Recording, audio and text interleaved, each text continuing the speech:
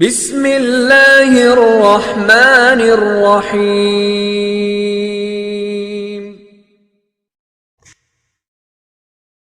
ایک گلاس پانی کی قیمت 500 سال کی عبادت۔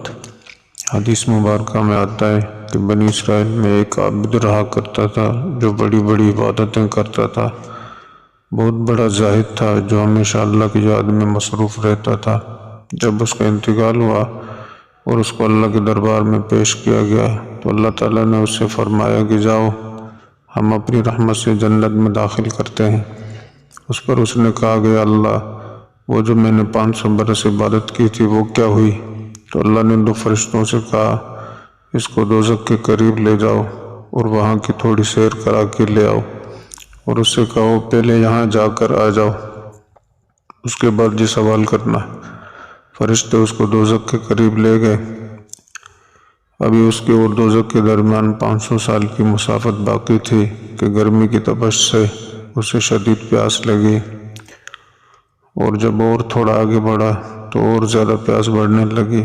اس نے پانی تلاش کیا مگر ادھر ادھر اس کو پانی نظر نہیں آیا۔ اتنے میں اس نے دیکھا کہ سامنے ایک فرشتہ اپنے ہاتھ میں ایک کٹورا پانی لیے ہوئے کھڑا ہے۔ اس نے اس فرشتے سے کہا مجھے بڑی شدت کی پیاس لگی ہے، تھوڑا پانی پلا دو۔ اس نے کہا ایک گلاس پانی کی قیمت 500 برس کی عبادت ہے۔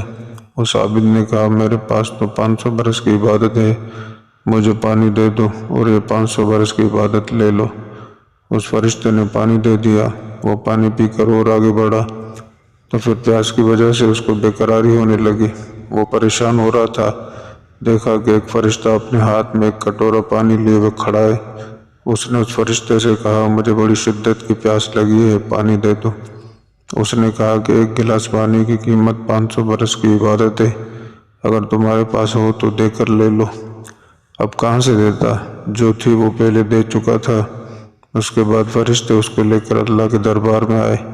اب اللہ تعالیٰ اس کو پوچھتے ہیں کہ اپنی 500 برس کی عبادت کے بدلے جنت میں جاؤ گے یا ہماری رحمت سے؟ وہ دیکھتا ہے تو خالی ہے، کیونکہ اس نے تو سب کچھ پانی کے بدلے اس فرشتے کو دے دیا تھا۔ اب وہ پریشان ہو جاتا ہے۔ اللہ تعالیٰ فرماتے ہیں کہ میرے بندے، تو نے دنیا میں کتنے ہزار لوٹے پانی پیے ہوں گے، ان کا بدلہ کون دے گا؟ کہ اب بھی تم اپنے اعمال کے بدلے جنت میں جانا چاہتے ہو؟ وہ فوراً سجدے میں گر جاتا ہے اور روتا ہوا کہتا ہے کہ اللہ میں نادان تھا، اپنی نادانی کی وجہ سے غلطی کر بیٹھا، مجھے معاف فرما دیجئے۔ اللہ اس کو معاف کر دیتے ہیں اور جنت میں داخل کر دیتے ہیں۔ اب بتاؤ بھائی کہ جنت میں اللہ کے فضل کے بغیر کون جا سکتا ہے؟